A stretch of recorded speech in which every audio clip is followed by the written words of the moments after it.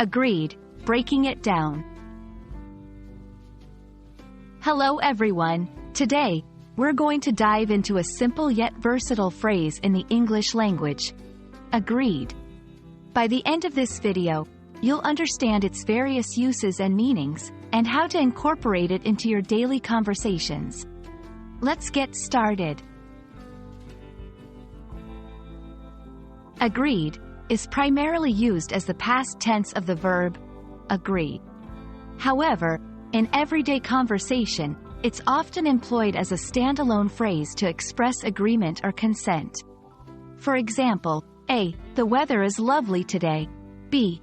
Agreed. In this context, B is using agreed to express that they concur with A's statement. 1. Asking for agreement. Sometimes, agreed can be used as a question, where one is seeking affirmation or concurrence from others. 2. Example, we should start the meeting at 10 a.m. Agreed? 3. Formal settings.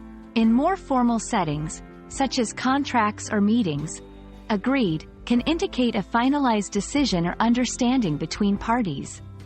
4. Example, the terms of this contract are acceptable to both parties. Agreed. 5. Alternative uses. There are several phrases and idioms that can be used interchangeably with agreed, such as 6. That's true. 7. I concur. 8. You're right. 9. I'm on the same page. Even though we aren't diving deep into phonetics today, remember to stress the second syllable when saying agreed. It rolls off the tongue smoother and ensures you're understood in conversations.